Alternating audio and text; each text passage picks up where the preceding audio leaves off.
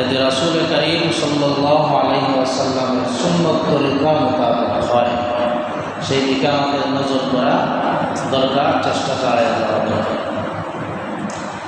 কাতার সোজা করার ব্যাপারে রাসূল আকরাম সাল্লাল্লাহু আলাইহি ওয়াসাল্লাম হাদিস শরীফের মধ্যে বলছেন, তোমরা যদি নামাজ সোজা কাতার যদি তোমরা সোজা না রাখো, কাতার যদি তোমরা বাঁকা করো, আল্লাহ তোমাদের মধ্যে বিচ্ছেদ সৃষ্টি করে দেবে। কাতার এত গুরুত্বপূর্ণ সোজা করা। যদি কেউ কাতার সোজা না করে নামাজে দাঁড়ায়, ইচ্ছাকৃতভাবে কাতার বাঁকা করে কাতার সোজা করার জন্য চেষ্টা করে, তাহলে আল্লাহ তাদের মধ্যে বিভেদ সৃষ্টি করে দিবেন। বিভেদ সৃষ্টি করে দিবেন। বিভেদ বলতে ভাই ভাই ঝগড়া থাকবে, মুসলমান মুসলমান ভাই ভাই কিনা, আল মুসলিমও আকুল মুসলিম, মুসলমান মুসলমান ভাই ভাই যদি কেউ কাতার সোজা না করে, তারা কাতার সোজা করবে না, আল্লাহ তাদের মধ্যে দূরত্ব তৈরি করে দেবেন। হিংসা হিংসি রেশারেশি বিচ্ছেদ বিভেদ বিশৃঙ্খলা সৃষ্টি হয়। কাজী নামাজের কাতার সোজা করা অত্যন্ত গুরুত্বপূর্ণ একটা ব্যাপার। নামাজের কাতার সোজা করার ব্যাপারে রাসূল করিম সাল্লাল্লাহু আলাইহি ওয়াসাল্লাম বলেন, যে ব্যক্তি নামাজের কাতার সোজা করবে, সামনের কাতার পড়া করবে, কাতারগুলো যারা সোজা করবে, ফাঁক যাচ্ছে নামাজের ফাঁকা জায়গা, এই ফাঁকটা যারা বন্ধ করবে, আল্লাহ তাআলা তাদের জন্য জান্নাতে একটা ঘর বানায়। আর একটু জোরে বলুন না সুবহানাল্লাহ। বেশি কষ্টের আমল না, একেবারে সহজ। বেশি কষ্টের আমল না, সহজ আমল, একেবারে সহজ একটা আমল। নবীজি বলেন, কাতারের ফাঁকা জায়গা বরাদ করে যদি কেউ নামাজে দাঁড়ায়, আল্লাহ তার জন্য জান্নাতে একটা ঘর বানায়। কেন নবীজি বললেন যে নামাজে দাঁড়ানোর সময় কাতার পরিপূর্ণ করে দাঁড়াবে, ফাঁকা জায়গা রাখবে না? কারণ হলো, নামাজে দাঁড়াইলে পরে যদি ফাঁকা জায়গা থাকে, তাহলে এই ফাঁকা জায়গার মধ্যে শয়তান এসে বসে যায়। একটা ছাগলের বাচ্চার মতো শয়তান এসে এই ফাঁকা জায়গার মধ্যে বসে যায়। শয়তান ফাঁকা জায়গায় বসলে কী হবে? শয়তান যখন ফাঁকা জায়গায় দাঁড়াবে, তখন শুধু ওয়াসওয়াসা দিবে। নামাজের মধ্যে কী দিবে? ওয়াসওয়াসা দিবে। ওয়াসওয়াসা দিতে দিতে সময় নামাজকে ফাঁসিদ করে, নষ্ট করে দিবে। এই জন্য রাসূলের হাদিস, যে ব্যক্তি নামাজের ফাঁকা জায়গাগুলো বরাদ করে দাঁড়াবে, আল্লাহ তার জন্য জান্নাতে একটা ঘর নির্মাণ করে দেবে। এখন কীভাবে দাঁড়াবেন? ফাঁকা জায়গা কীভাবে বরাদ করতে? ফাঁকা জায়গা বরাদ করতে গেলে পায়ে পায়ের সাথে মিলাই দাঁড়াবে না, কাঁধে কাঁধ মিলাই দাঁড়াবে?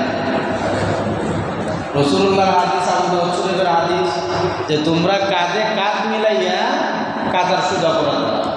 কাঁধ বরাবর কাঁধ রাখবে, কাঁধের বরাবর কাঁধ রাখবে। একেবারে ছাপাছাপি করে দাঁড়ানো যাবে না।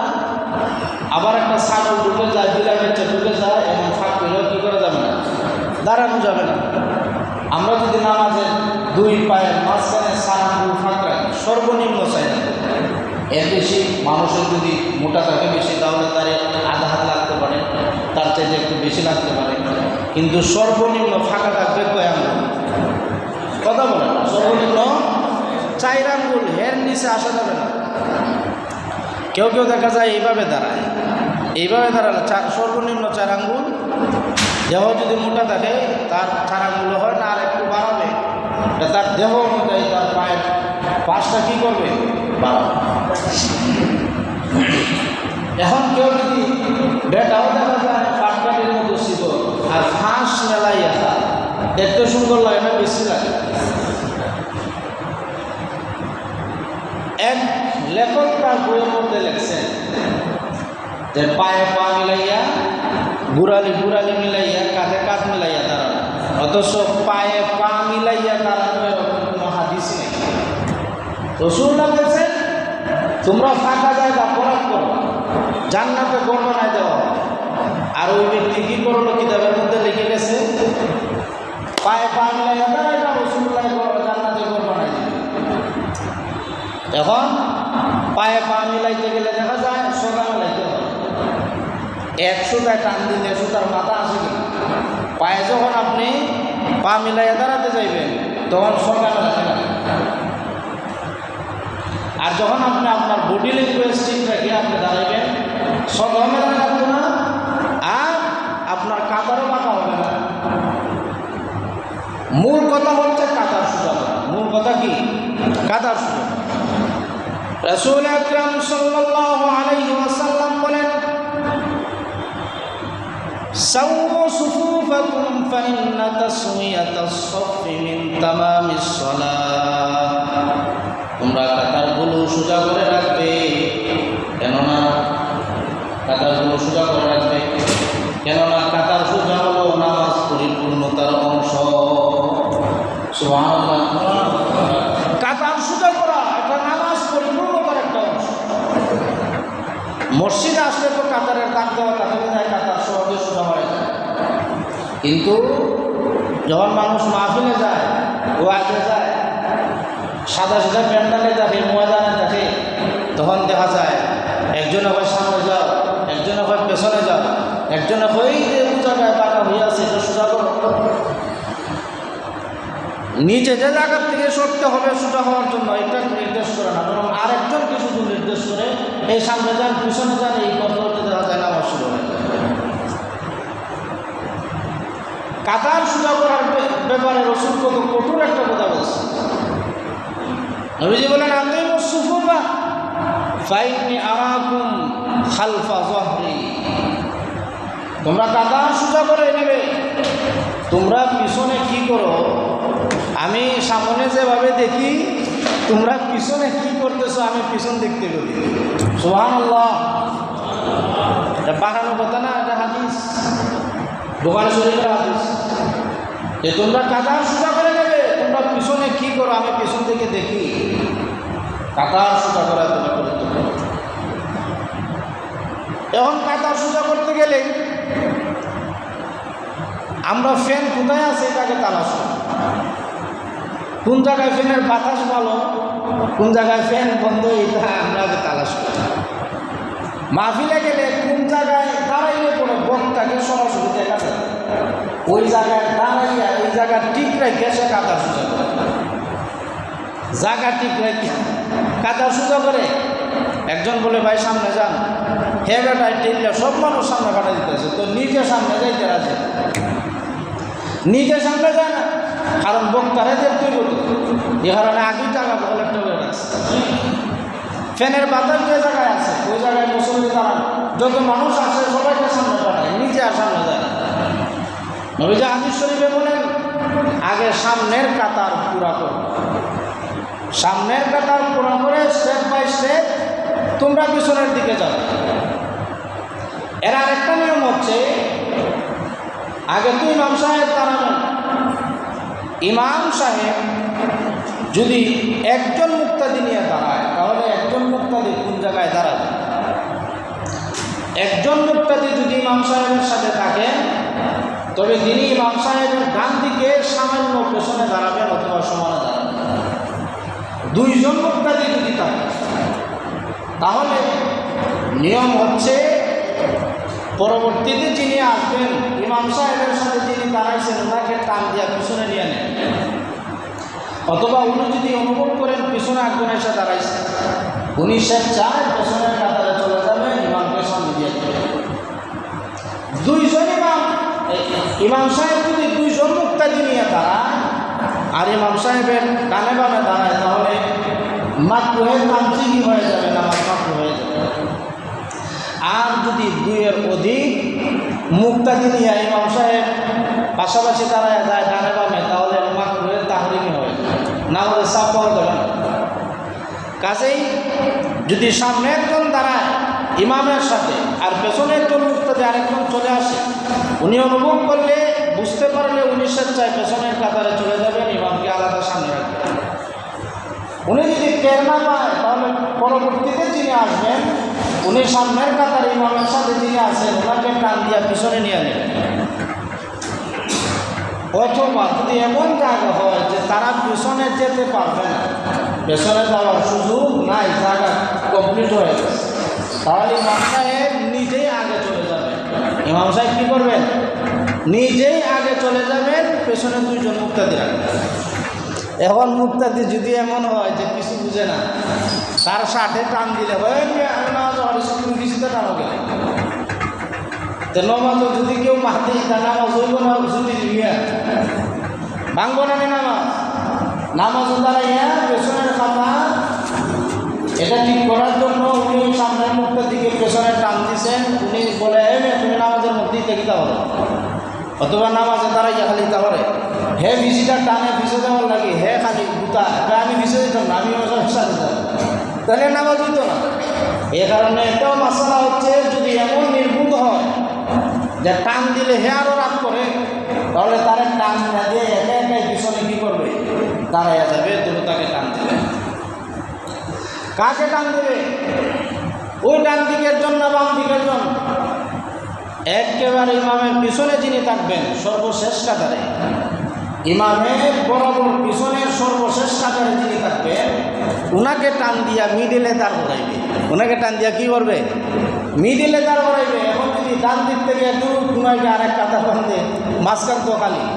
কাতার বাঁধার নিয়ম হচ্ছে, আগে ইমাম সাহেবের পেছনে একজন দাঁড়াবেন, তারপরে ডানে একজন, তারপরে বামে একজন, তারপরে ডানে একজন, তারপরে বামে একজন, সমানভাবে দুই দিকে কাতার সোজা হয়ে যাবে। সুবহানাল্লাহ। আর কাতার সোজা করা, কাতার সোজা করা, সামনের কাতার পুরা না করে যদি কেউ পেছনের কাতারে দাঁড়ায় যায়, অথবা নিচতলা কমপ্লিট হয় না, চলে গেছে উপরে এসে আসে, নিচে এসে না, এইভাবে সামনে বরান্ডা খালি রয়ে গেছে, চলে গেছে বারান্দায়, তার কোনো উজর নাই, শারীরিক কোনো উজর নাই। উজর ব্যতীত মসজিদের ভেতরে খালি রেখে যদি কেউ বারান্দায় দাঁড়ায়, তাহলে তার নামাজ মাকরুহ হয়ে যাবে। তার নামাজ কি হয়ে যাবে? মাকরুহ হয়ে যাবে। কাজে আগে সামনের কাতার পুরা করতে হবে। সামনের কাতার পুরা করে আস্তে আস্তে পেছনের দিকে ডানে বামে ডানে বামে ডানে বামে এক এক করে কাতার কমপ্লিট করতে হবে। আর কাতার প্রথমে দাঁড়াবে যারা বয়স্ক বালেক যারা, তারা দাঁড়াবে। তারপরে দাঁড়াবে ছোটো ছোটো বাচ্চারা যারা আছে, নাবালেক যারা, তারা দাঁড়াবে।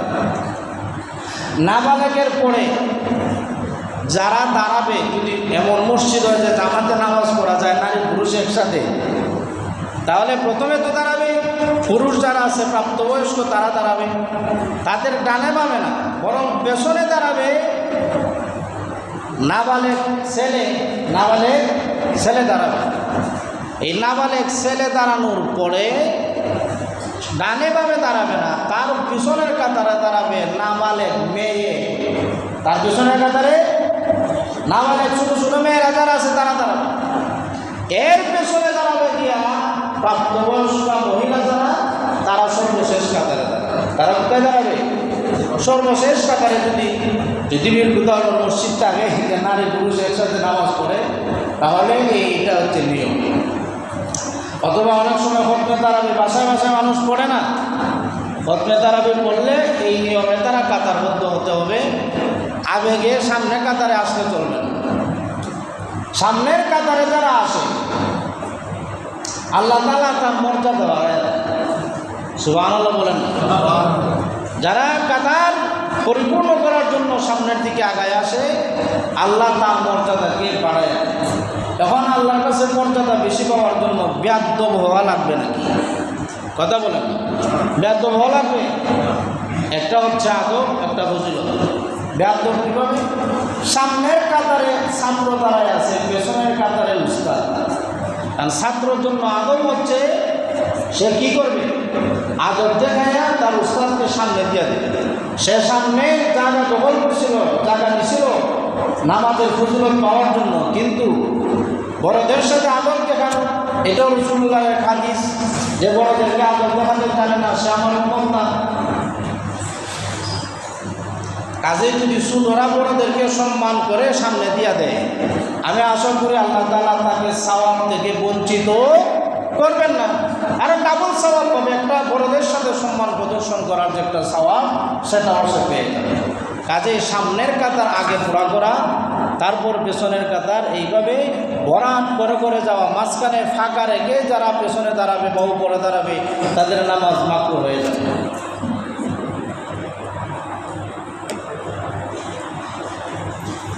আল্লাহু আকবার।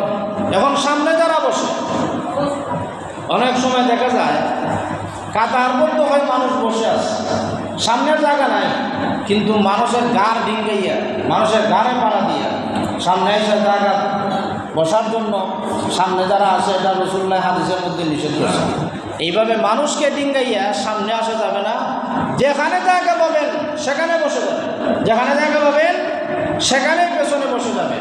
যদি মানুষ আপনাকে সম্মান প্রদর্শন করে, একজন একজন করে আপনাকে সামনের দিকে আগায় দেয় বা আপনার জন্য রাস্তা ক্লিয়ার করে দেয়, সেটা আপনার প্রতি তার সম্মান প্রদর্শন। কিন্তু আপনি জোরাবুলি সব মানুষকে ডিঙ্গাইয়া সামনের কাতারে আসবেন, এটা কোরআন এবং হাদিস সাপোর্ট করে না। নামাজের কাতার সোজা করা খুব গুরুত্বপূর্ণ। এই জন্য রাসূল কারীম সাল্লাল্লাহু আলাইহি ওয়াসাল্লাম হাদিসটা আবার বলি, সাউ সুফুফাকুম ফাইন্না তাসউয়াতাস সাফি মিন তামামিস সালাহ। মুসলিম শরীফের হাদিস যে তোমরা কাতারকে সোজা রাখবে, কেননা কাতার সোজা করা হচ্ছে নামাজ পরিপূর্ণতার অংশ। সুবহানাল্লাহ। কাতার সোজা করা নামাজ পরিপূর্ণতার অংশ। যারা কাতার পুরা করবে, কাতারের ফাঁকগুলা বরাদ করে রাখবে, ফাঁক রাখবে না, আল্লাহ রাব্বুল আলামিন তাদের জন্য জান্নাতে একটা ঘর নির্মাণ করে দেন। কথাগুলো রিপিট করা লাগে কেন? কথা রিপিট করা লাগে কারণ আগে মনে হয় 50 জন সর্বোচ্চ 20-30 জন মুসলমান ছিল, যে কথা আগে বললাম। তো এখন যারা আসছেন তারা তো মাহরুম হয়ে গেছে। জরুরি ব্যাপার জানা লাগবে। আল্লাহু আকবার। নামাজ হচ্ছে ফরজ ইবাদত। নামাজের মাধ্যমে আমরা কতটুকু শৃঙ্খলাবদ্ধ জাতি, আমরা রাসূলুল্লাহর উম্মত, কেমন উম্মত, এটা নামাজে আসলে পরে বোঝা যায়। নামাজের পোশাক কেমন? নামাজের পোশাক হবে বিনয়ী পোশাক। ভাবসাব দেখাইয়া পোশাক করলে এটা বিনয় হবে না। সুন্দর পরিপাটি পোশাক করবেন, নতুন জামা পরবেন, অসুবিধা নেই। একটা জিনিস আমার দৃষ্টিগোচর হয়েছে, আর কয়েকদিন আগে আমি নজর করছি, এটা ফতোয়া দিতেছি না, তবে জানা থাকার দরকার সবার জন্য, বিশেষ করে যুবক ভাইদের জানা থাকা দরকার। সেটা কি? জার্সি পরে মসজিদে আসে, খেলার জার্সি পরে। অনেকে ইংলিশে দুর্বল, মানে ইংলিশে তার পিছনে নাম লেখা শেকুল, তার নাম লেখা কি শেকুল। এখন আপনারা আছেন সামনের কাতারে, পেছনের কাতারের মুসল্লি ইংলিশে দুর্বল, এখন শেকুল বানান, বানান কি, তার নাম কি, তা হিটা করতে করতে হ্যাঁ নামাজ বসেছি। আমরা মসজিদের সামনে ক্যালেন্ডার রাখি না। কেন রাখি না? মসজিদের লোকেরাই বলে যে ক্যালেন্ডার রাখলে কাতারে তারা দাঁড়ায়, তারা এটা দেখলে বলে সমস্যা হয়, অনেকে নজর চলে যায়, অনেকে নজর করে এটা পড়া শুরু করে দেয়। কাজের সামনে লেখাযুক্ত কোনো কিছু আমরা রাখি না। তখন আপনি যদি, আমি যদি জার্সি পরে মসজিদে আসি, লেখা থাকবে শেকুল মিয়া ক্লাবটি, ফুটবলার ক্লাব, আরও কত ক্লাব সাপ এই জার্সির মধ্যে পেছনে লেখা থাকে। মেসি নেইমারের ছবি তো এরকম নাই, তো আমরা ক্লাবের নাম তো আরেকজনের পেছনের কাতারে দাঁড়ায় দাঁড়ায় এটা করবে আরেকজনে। নজরে পড়লে বললাম না, ইংলিশে যে দুর্বল, আপনার এক লাইন পড়ার জন্য সেই 2 মিনিট নষ্ট করবে না। কাজেই জার্সি পরে মসজিদে যদি আসেন, নামাজ আপনার হবে না আমি সেটা বলবো না, বরং আপনার নামাজের কারণে আরেকজনের নামাজ নষ্ট হওয়ার সম্ভাবনা আছে। আপনার নামাজ নষ্ট হবে না, কিন্তু আপনার জার্সির কারণে আরেকজনের নামাজ নষ্ট হওয়ার সম্ভাবনা আছে। কাজে জার্সি পরে মসজিদে আসবেন না। যদি খেলেন, আমি খেলাধুলার পক্ষের লোক, খেলাধুলা বেশি বেশি করবেন, শারীরিক সুস্থতার জন্য অনেক দরকারি। আমরা খেলাধুলা না করে মোবাইলে গেম খেলাই, এই জন্য আজকে রোগ বেমারের শেষ নাই, ডাক্তারে ভিজিটও 3 দিন বাড়ে। এই রোগ কেন হয়? খোলা বান্ধে খেলাধুলা করে না, মোবাইল নিয়ে ব্যস্ত থাকে। কাজেই আমি খেলাধুলার পক্ষের বেলায় খেলবেন, দৌড়াদৌড়ির যে খেলা আছে, ফুটবল খেলবেন, হাফ প্যান্ট পরে না, ফুল প্যান্ট পরে ফুটবল খেলবেন, তাহলে আপনার শরীর মধ্যে একটা জার্নি হবে, গানের মাধ্যমে অনেক জার্মাস এগুলো জোরে জোরে পড়ে যাবে, আপনার শরীরের ব্লাড কানেকশন, ব্লাড যেটা চলমান, এটা ব্লাড প্রেশার আপনার নিয়ন্ত্রণে রাখবে। আপনার প্রেশার নিয়ন্ত্রণে রাখতে গেলে খেলাধুলার অনেক দরকার, খেলবেন, কিন্তু আরেকটা জ্ঞান দিবার সাথে রাখবেন, যেটা মসজিদে আসার সময় পরিবর্তন করে আসবেন, আবার খেলার সময় পাল্টাইবেন, সমস্যা কি? খেলার সময় আপনার জার্সি আপনি আবার করে নেবেন, 5 মিনিটের 10 মিনিটের জন্য জার্সিটা খুলে আপনার একটা নামাজের পরিবেশযুক্ত একটা শার্ট, একটা পোশাক আপনি পরে মসজিদের মধ্যে আসবেন। তো কাজেই নামাজের যে আদব হচ্ছে, এই আদব, নামাজের একটা পোশাকের মধ্যে একটা আদব আছে, সেটা হলো পোশাক বেশি কি না হওয়া, শর্ট না হওয়া। শর্ট পোশাক যদি হয়ে যায়, আচ্ছা পাঞ্জাবি বইরা নামাজ স্মরণ ওয়াজিব না, কিন্তু বাতুল না, পাঞ্জাবি বইরা নামাজ স্মরণ কি ওয়াজিব নেই? ওয়াজিব না। কিন্তু এখন আমি যদি 7 দিন নামাজ পড়াই, আপনারা একটা করবানি,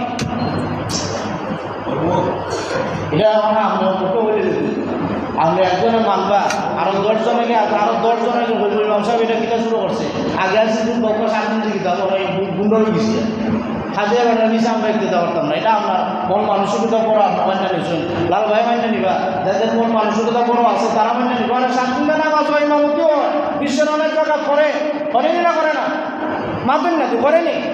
যখন সৌদির মক্কার ইমাম আব্দুর রহমান আস-সুদাই, উনি যদি 7 দিন ইমামতি যায়, মাপেন না দি।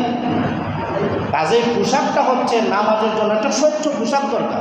আপনি যখন নামাজে আসবেন, আপনার পোশাক বলে দিবে আপনার কতটা বিনয়ী, নামাজের প্রতি কতটা যত্নবান আপনার পোশাক বলে দিবে, নামাজের প্রতি কতটা যত্নবান আপনার পোশাক বলে দিবে। পোশাকটা যদি হয় একেবারে আমি অনেকদিন দিচ্ছি একজনে উজু করতেছে, আর উজু করতে করে বিশিটা সব দেখা যায়। এখন বুঝেন মাসালা বোঝার দরকার আছে। আপনি তো নামাজে আসছেন, আসার পরে যখন রুকু দেখেছেন বা সেজদায় গেছেন, আপনার সদর খালি হয়ে গেছে, 3 তাসবিহ পড়ছেন, সুবহান রাব্বিয়াল আলা, সুবহান রাব্বিয়াল আযীম, 3 তাসবিহ হয়ে গেছে, আপনার নামাজ ফাসিদ হয়ে গেছে, সদর ভুলে গেছে। সদর যদি ভুলে যায়, 3 তাসবিহ সমপরিমাণ সদর যদি না থাকে, নামাজ ফাসিদ হয়ে যাবে। তখন আমরা গেঞ্জি বাদ দিয়া টাইট প্যান্ট কিনতে, টাইট প্যান্ট কিনতে গেলে আবার কিন্তু উপরে কিনতে যায় না, এটা যত নিচে নামানো যায়, বাতিল না দিই। টাইট প্যান্টের সিস্টেম দিতে জানেন নি, খালি উপরে তুলো না, যত নিচে নামানো যায়, যত নিচে নামাইয়া বেল্ট করা যায়, এটা হচ্ছে টাইট প্যান্টের সিস্টেম। সিস্টেমের উপরে আমি মানতে তো আপনারা মানতে না। টাইট প্যান্টের সিস্টেম হয়েছে যত নিচে নামাইয়া বেল্ট করা যায়, টাইট করা যায়। কারণ এটা যদি ফ্যানের উপরে টাইট করি, আর একটা লাড়া খাইয়া নিচে জায়গা দিয়ে ফ্যানগুলো উড়ি দিবি, কাজেই এমন জায়গা টাইট করে লাগবো, যে জায়গার থেকে আর সুটটা বলে না, যেমন এমন জায়গাতে আমি সুটটা টাইট করে লাগাইছি, এই জায়গাত লাগাইলে পরে রুকু গেলে পিছিটা খালি জায়গা, নামাজ ফাঁসি হয়ে গেছি। কাজেই নামাজের জন্য আমাদের এমন পোশাক দরকার, যে পোশাকের নামাজ ফাঁসিত হয়, যে পোশাকে কি হয় না, নামাজ ফাঁসিত হয় না, এমন পোশাক আছে। যে আমরা যুবক বাইরে যারা আছে, বিশেষ করে আমরা সতর্ক থাকবো। জুব্বা ভরা ফরজনা ফর যে আইল না, কিন্তু জুব্বার একটা মূল্য আছে, জুব্বা করলে মানছে অনেকে মনে করে নষ্ট হয়ে গেছে। কাজে এটা হচ্ছে মুসলিম সমাজের একটা ঐতিহ্য, ঐতিহ্য ধরে রাখা হয়। এটা মানে আমার বংশের কথা বলছে, সত্য পুরাণ আছে, সত্য পুরাণ আছে, মানুষ বলতো না আমার বংশের কেউ জীবনে লুঙ্গি দিতে না, তুই আজকে 2 দিন ধরে। এটা স্কুলের মধ্যে কালো প্যান্ট সাদা তার শার্ট, এখন যদি সাদা শার্ট কালা প্যান্ট লাগায়, ওইটা কালা শার্ট সাদা প্যান্ট লাগায়, স্কুলে ফুটবল লাই দিব। আর এটা কি বরফ না, খরচা আইন না, এটা ওয়াজিবনি সুন্নতে মুআক্কাদা না, ওয়াজিব হলো সুন্নতে মুআক্কাদা। এই স্কুলে ফুটবল লাগাই যায় না, কালার জায়গা সাদা, সাদার জায়গা কালা লাগাইছে। প্রত্যেকটা প্রতিষ্ঠানের একটা নিয়ম আছে, নিয়ম মতো চলা, এটাও একটা আইনের মধ্যে পড়ে। কাজেই নামাজের নিয়ম হচ্ছে পোশাক যেটা আপনার জন্য নামাজের মধ্যে স্বাচ্ছন্দ্য হবে, সেই পোশাক আমরা নির্ধারণ করি। সুবহানাল্লাহ, সময় কোন দিকে যায়, কিন্তু সতর্ক করাও তো আমাদের দরকার।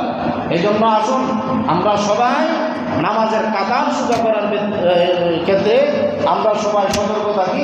নামাজের সামনের কাতার পুরো করবো আগে, তারপর পেছনের কাতার এইভাবে ধারাবাহিকভাবে পেছনের দিকে কাতার পুরা হবে। আর কাতার সোজা করব, শুধু সোজা করার জন্য অর্ডার দেবো না, নিজেই কাতার সোজা করার চেষ্টা করব। নিজে দায়িত্ব নিয়ে যদি কাতার সোজা করে দিলে তাহলে ঝগড়া ফাসাদ হবে না। আমরা সবসময় চেষ্টা করব নামাজের কাতার সোজা করা। আর নামাজের ফাঁকে ফাঁকে ছোটো বাচ্চা যে নামাজের কাতারের মধ্যে একটা বিশ্রী লাগে। কাজে ছোটোদেরকে আপনি যেভাবে মাসালা সেইভাবে আপনি মসজিদে আনার জন্য আমি বাধা দিচ্ছি না, মসজিদে আনবেন। আবার যেটা মুক্তি দিই না আমরা তো আমার বিষয় আনতে হয় যে বাচ্চারা মসজিদ আনার দরকার, এরা আগামী দিনের প্রজন্ম, এরা তাড়াতাড়ি মসজিদ আনো। এটা মসজিদ আইন না চিল্লায় আর এটা মুক্তি দেয়, এরা আনন্দ দরকার কিছু একটা বুঝবাজ হইলে বুঝবাজ হইলে আনেন না, বাচ্চা হয়ে আনো একটু বুঝবাজ হইলে লইয়া। কাজে আসুন আমরা সবাই মসজিদের পবিত্রতা রক্ষা করি, নামাজের ইহতেমাম করি এবং নামাজের মাসালা মাসাইল জানার জন্য তো দীর্ঘদিন আলোচনা করার দরকার। আল্লাহ পাক রব্বুল আলামিন আমাদেরকে যাতে নামাজ সম্পর্কে সচেতন হওয়ার তৌফিক দান করেন। ওয়া আখিরু দাওয়ানা আলহামদুলিল্লাহি রাব্বিল আলামিন।